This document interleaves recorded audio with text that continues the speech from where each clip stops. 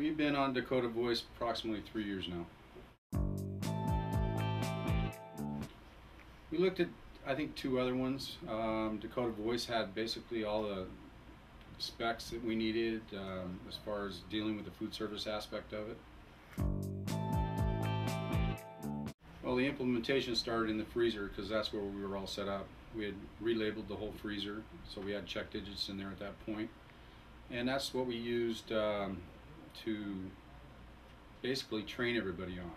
We'd rotate people in from the dry and the cooler areas and then train them over there. And then once we got the cooler done and that relabeled, then we were basically ready to go in there. So it was real seamless, and the same in the dry. Before we started Dakota Voice, we had 30 selectors. And after full implementation, we have 17 right now, doing pretty much the same caseload. When we went on Dakota Voice, right as we started, we were 1 in 1,000 on our errors.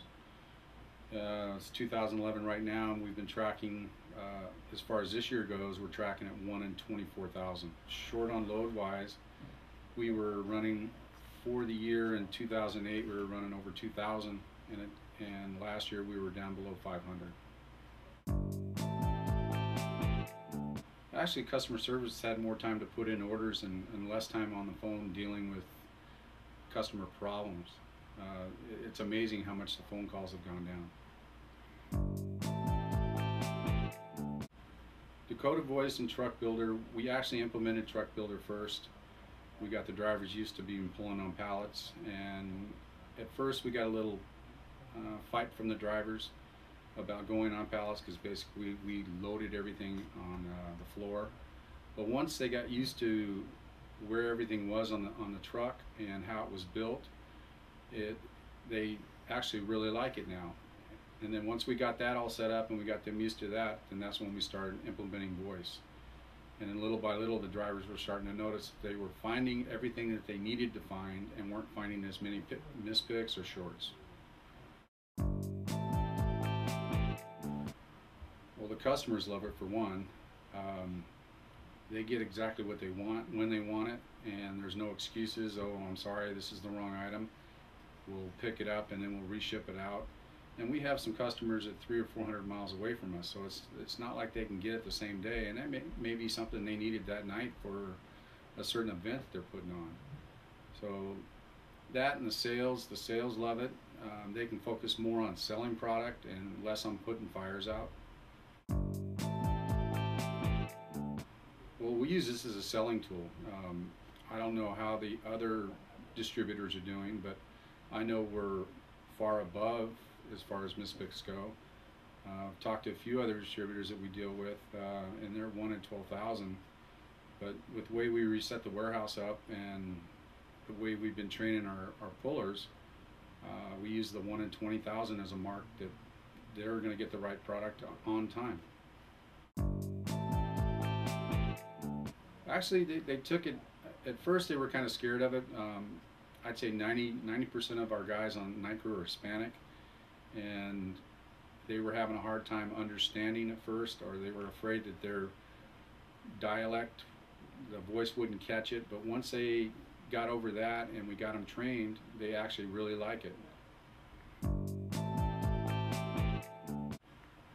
Vocalect has done a very good job. We have a maintenance program with them. If we have any issues with the headsets, the units themselves, we basically email them with the serial number. They send us a return authorization number, and within a day or so we get the new unit. We UPS the old unit back to them, and we're done. It's a lot quieter. I'm able to focus on what I'm going to be doing in the future, what our day-to-day activities are, and I'm not constantly getting phone calls that we screwed up here or we did this. And it's allowing me to plan for the future instead of planning for the day itself. Corporate, actually I met with the owner a couple of days ago, and we were talking about our mispicks at the time. And I told him where we stood, 1 in 23,000. And he kind of looked at me and smirked, and he goes, "I don't believe you."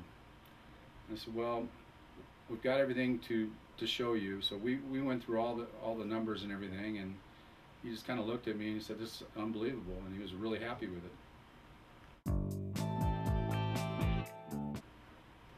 BFC, I really can't say enough about them. If I have an issue, it's not like some of the other vendors I deal with where I call and I may get a phone call back.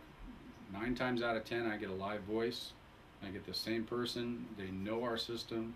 They're actually on our system at least once, twice a month. And I just tell them what the issue is. And even if I don't get them, I usually get a phone call back within a couple hours. Well, dollar-wise, I think the general manager and I sat down and tried to figure it out one day. The return on investment on the voice units themselves, and I think we have 30 at this point in time, was less than a year. With the deductions and errors, and if you figure anywhere from $150 to $225 is a cost for the error, based on picking that order, delivering that order, realizing it's wrong, bringing it back, doing the credits and re-delivering it, we figured somewhere around $700,000 in 1 year. Catch weight entry, once we got the training done, we went to the point where they would voice all the catch weights in, and the only thing the invoicing clerk actually has to work on is subbing items out and making sure that they got it right on the voice. Well, since we've started with BFC about 6 years ago, little by little we've gotten corporate comfortable with the inventory control that we've done. Last year we started a cycle counting program. We went to them and asked them that if we could just basically not do a year-end inventory, and they said fine, we could do that, but you're going to have to do the cycle counting for a year, plus show us all the procedures you're going through to do that. We went through all those steps. We did a year inventory in last June, and we ran the numbers in the morning, and between BFC and Retalix we were basically off by $600. They were very happy with that. At this point in time, we're doing nothing but cycle counting, and we will do a year-end inventory, but it will not involve salesmen, it won't involve purchasing, it'll involve myself basically coming in at 5 in the morning, running the reports, and then having the cycle counters verify everything over the next week. And I really can't tell you how much in savings that's worth. I mean, just having salesmen come in and count should tell you that.